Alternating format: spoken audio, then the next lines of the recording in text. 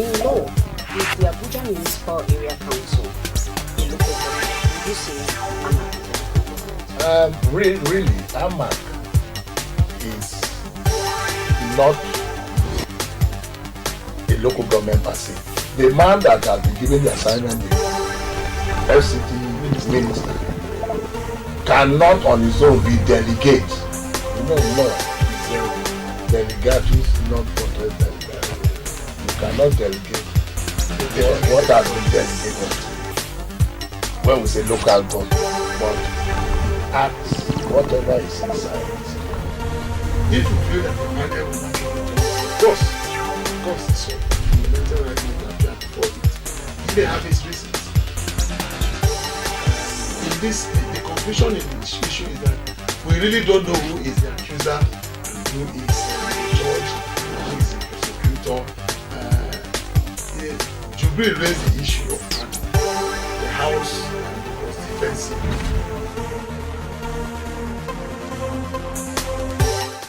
Hello and welcome to the program. This is Legally Speaking, a program in which we look at power, politics, and policies in Nigeria and Africa. My name is Chijioke Kanu. Today, we have a very interesting topic, and that is about creation of private monopolies by the government in the power sector. I have my guests in the studios, and when I come back from this short break, I will introduce you to the guests.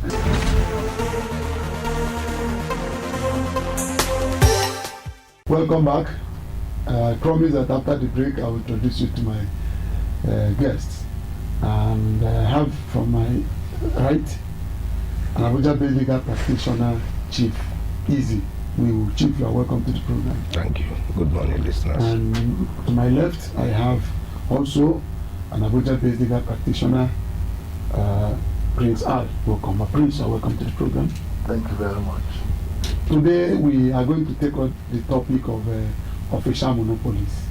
And we are talking about the electricity distribution companies created by the reforms in the power sector. Gentlemen, to set the ball rolling, people are saying that the reform created some kind of private monopolies. Chief, what do you think about that? I think that assertion is correct. Because earlier, what we have when we have from ECN to NEPA to PHCN was official monopoly, monopoly of government or other, organizations, power. And now, in the course of what they call the privatization or whatever, they now created a private monopoly, individual monopoly, because these are now the organizations are now owned by individuals, and the monopoly as it was in the old with government is still continuing under the individual ownership of the Discos and Gencos and all that. Yes. So Al, taking the argument further, some quarters said that the way the structure came out, the privatization came out, legally speaking, that individuals, customers and Nigerians have no right of choice in terms of energy sources. No, thank you very much. I will agree to some extent, but I think we are moving forward. You talk about official monopolies. Now it has gone to private monopoly in different sections. Before, if it's ECN, it's all over Nigeria, one body. Yes. But now I think Abuja has, Niger Delta has. So we are growing. And not to forget that it's an essential commodity. So you just don't leave it in the hands of anybody for now that you've not tested. So I think now that they've broken it down, the monopoly is getting narrower. I'm sure very soon we can have 2, 3 in Abuja, or 2 in the Niger Delta, 5 in Lagos area, and all the rest of them. With time, it will come to maybe a street. They have who can still call that monopoly, because if you give one to a street, there are more than one individual there. So Monopoly can never stop, but it will be reduced and narrowed. Well, as it stands today, Chief, Yeah. there's no right of choice like you have in the telecom industry. You cannot say, I have a problem with the Abuja electricity distribution company. Let me go to ASO electricity distribution company. You are with Abuja, and you are there. No other way to go. That is why I think my colleague is getting it the other way around. The fact that they are now in individual hands does not wither down the monopoly. Rather increased the monopoly even. Because now, like I am saying, a good day starts from money. From the structure, even the law, or whatever arrangement between the government and the Jinkos and the Discos when these things were handed over to them, there was no plan for there to water down the monopoly, other than increasing it. Like you rightly observed, how do you break the monopoly when the whole of, let's say, North Central of 7 states or thereabout is under one organization? You understand? If they take off if they switch off your light now, where do you go to? Can you get source light from any other place? No. So that is strict monopoly. There is no alternative. You have no choice. When your choice has been removed by whatever structure, by whatever distance, when you don't have choice, then a monopoly exists. Okay. There are levels of monopoly, but this one is a dangerous one. All right, Chief, let's leave it there. And then, and you said that we are moving forward in the power sector. Yeah. And then there is this issue of metering. This prepaid meter, this old meter that has been phased out, and this issue of what do you call it? Estimated bills. The Nigerians are complaining. What is the place of estimated bill in law? No, the word estimated alone cancels it out. That means it's not legitimate anymore. You are estimating, you are guessing. That is what estimation means. You are guessing whether I have used 10 points, you come and give me 50 points because you are not sure, you are not reading anything. So as long as the metering has been, there was a deadline that yes, there was a deadline. So when that deadline has elapsed, Yes. I think there is no more room for estimation because there are two things cannot work in pari passu. Yeah. Yes. So that one is illegal. I think it's still done by some people who are against. If you go to this regulatory body, a lot of people are against metering. This not just metering, this prepaid. Because if you don't like because I'm using the prepaid since I came to Abuja, and it just switch off. Nothing is red. Even they removed that thing they used to take as servicing. They've reduced it or they've removed it entirely. You know, so that you can make a choice of how you use your electricity. Not that for 1 week there is no light and you still bring a bill to me. So it's illegal. Estimated bills are no longer in use. I think it's criminal. The EFCC and all the rest of them should look into it. Chief, what's your position on that? I will say that it is, like I just said, it is criminal on the discourse to collect money from people under estimated bill. You remember that even in the old, NEPA then hardly give you light without meter. You will apply, if they want to service you, they call it new services. They have a section they call new services. When you finish a house, you want to get the NEPA there, you apply for meter, the analog meter. They must install it and read it monthly to give you a bill. It was working then.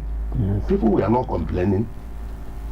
Then now, What are you telling me that a new company took an undertaking that they will meter the country before? Okay, if you don't meter me, how, like he said, how do you know what I have consumed? Yeah, my unit. You estimate what you like. I have a personal experience.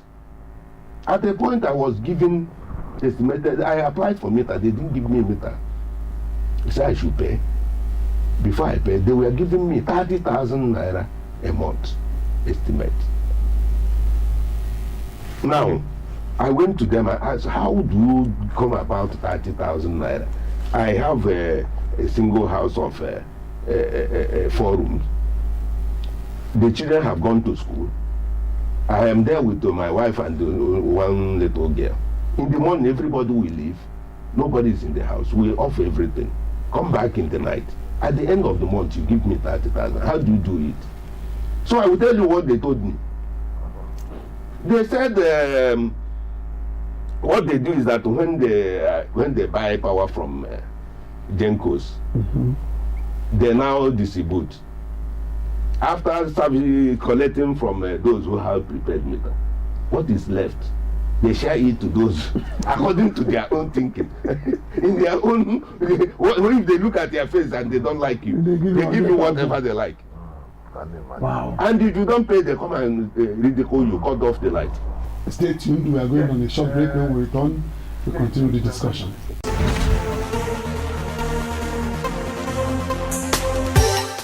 It's still legally speaking, and I still have my guests on set. Chief Izimi, a legal practitioner in Abuja, and Al Mukoma, also a legal practitioner. Gentlemen, before we went on that break, we were talking about prepaid meter and estimated bills. But there's this issue of the cost of energy, the tariff. What is actually the relationship between the energy providers and the energy users, the Nigerian? What is the relationship? Is it customer contractual relationship? What is it actually, and who is supposed to increase or regulate the cost of the tariff itself? Yes. You see, in Nigeria, sometimes when they say international best practices, I begin to wonder what they are doing well. That is international best practice. In other climes, before a tariff is increased, there will be something like people's opinion.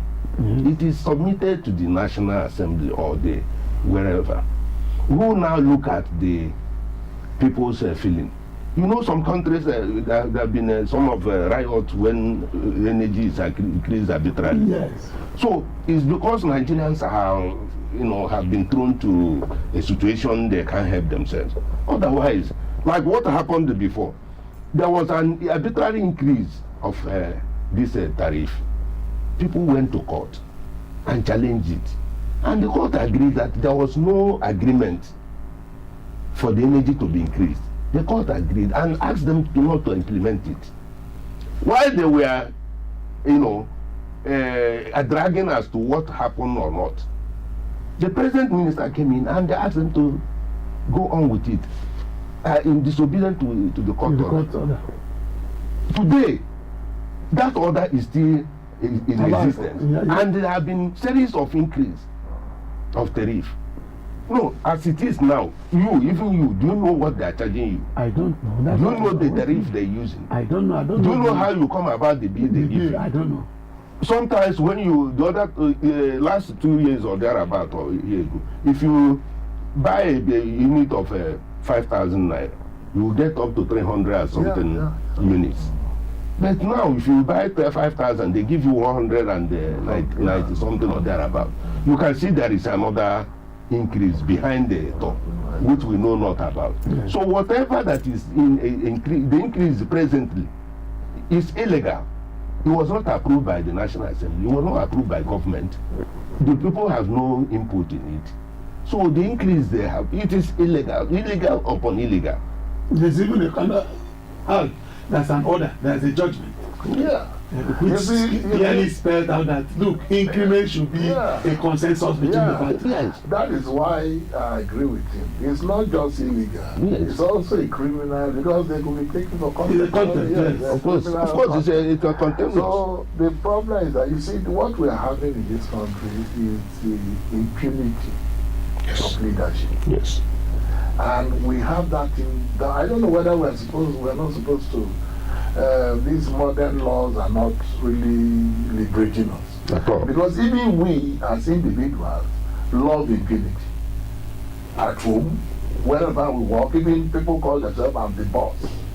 If they know the derogatory word the boss means, that is what is affecting us. For a minister to override a judicial officer. A judicial pronouncement. You know, it's a pronounced judgment. The judgment.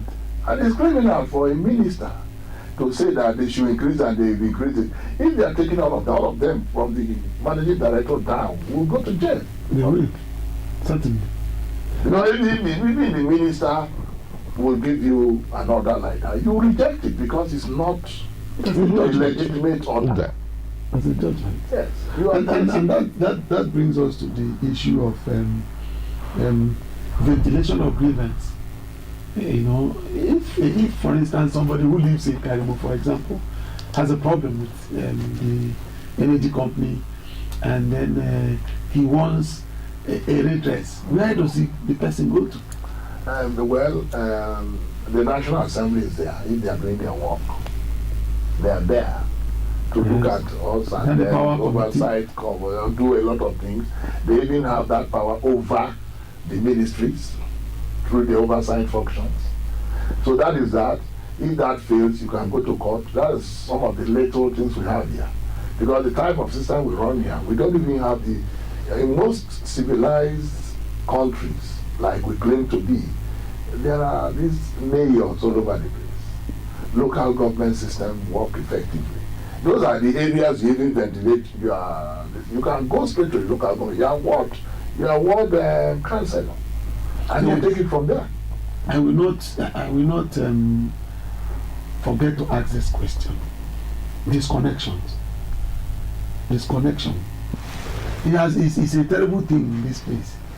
Places are disconnected for 1 year, 6 months. If you have a problem with the energy company, will their right be to disconnect you even before the issue is brought for settlement? That is another a demonstration of the life of Nigeria. Government institutions, private institutions, like my colleague said, impunity. Disconnection amount to, a breach of somebody's right to energy. Yeah. Because are you disconnecting him on what basis? Okay, if you say this person is owing you, have you taken the steps necessary? The steps you would have taken is that there must be a tribunal or a particular set of way to bring the person to that particular body to make sure that it is certified that he is owing you. Yes.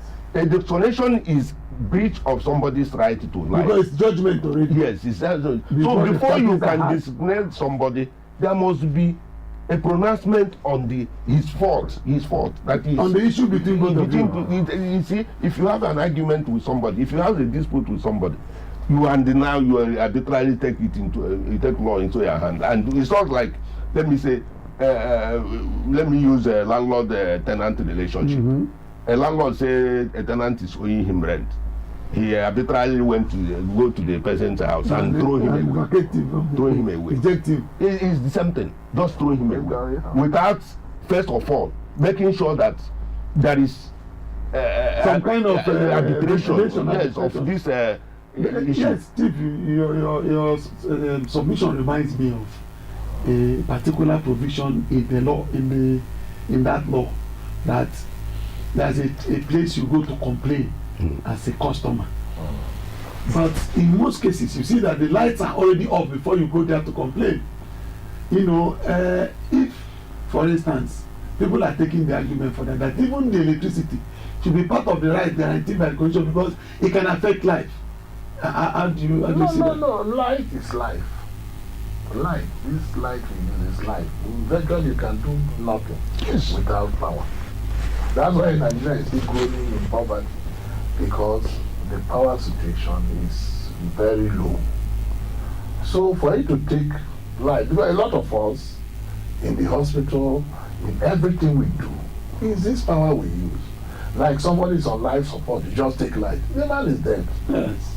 And don't have drugs. So you must, and it has some level of temperature. Yeah, the fridge. You know, the drugs. So if you want to take light, you make it possible for him to use other sources. Adequate provision. Adequate provision. You don't just come and that's what we are talking outside is bigotry. Yeah, you know, these things we do, it affects life. So it should be, I'm sure somebody, a lawyer, will go to court on this. And very soon, just like the environment, just like corruption, is now part of. There are pronouncements up to Supreme Court that they are now part of the fundamental rights. Yes. You can go to court on them. Yes. Now they taking it a little further. Right to life, actually as it is linked to everything that will make you live. Yes. Because you cannot give somebody right to life and you cannot guarantee that life will be long, especially from your own default. Now, is there no way the Nigerian people can get a fair energy price? Because the barber, every barber needs light these days. Even to shave your house you need light. The welder need light. The person who makes bread, everybody. So is there no way government can see light as part of those things that will help to, if it's constant, if it is well supplied, be able to help in bringing up the economy? You see, let me take it. The government of this country has not been able to appreciate the damage done to Nigeria by shortage of light. Maybe because, you know, majority of them have they have their generators. They don't know that something is happening elsewhere. They have their generators. Some of them don't know that there's a blackout because they have 1, 2, 3 every time. This one off, this one on. In fact, they don't need the NEPA. So otherwise than that, every other thing in the world is, like my colleague said, is keyed to light, to energy. Yes. A barber you are talking about who makes 200 naira a day or 1,000 a day and use 600 to buy fuel, has he made any money? He's still below the poverty level. Okay, so where is he going to? I am telling you that if light is provided today in Nigeria as it ought to be, as a right, the country will boom. And you can stay in your village and do everything. You don't need to come to Abuja. You see the villages developing. Everything is linked to light. So are we saying that right to power is a fundamental right? Yes, we can take it under even the right to life. It's tied to right to life. Like he said, is somebody who is on a drug or maybe on a light support. You take light, you're killing him. Somebody who is drug has to be maintained by energy. You take light, the drug will expire, you kill him. Somebody who needs the blood, and blood is in blood bank. And then there's no light to keep the blood, and when the blood is needed, you cannot get it. You have killed life. Somebody who has the children's food in the fridge and you destroy them by taking light. The children are kept like this breast milk. Yes, breast milk. Some working mothers extract breast milk and keep in the fridge. Before you check their crop, the light is off. Then the child is hungry. You know, it is totally endless. So what are you talking about? We have to leave it there. We are running out of time. If you are just joining us, well, you have not missed all. It's still legally speaking. And the people that did justice to the topic for today, my panel, Chief Iziwiu, thanks for coming to the program. I'm grateful. And Al Okoma, we are grateful for having you on set today. Thank you for the opportunity.